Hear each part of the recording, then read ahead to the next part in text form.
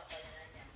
Ama namin lumikha, kalugdan mo ang paglilingkod na ginagawa sa pagkahay ng mga alay ngayong sa San Antonio'y aming ginugulita.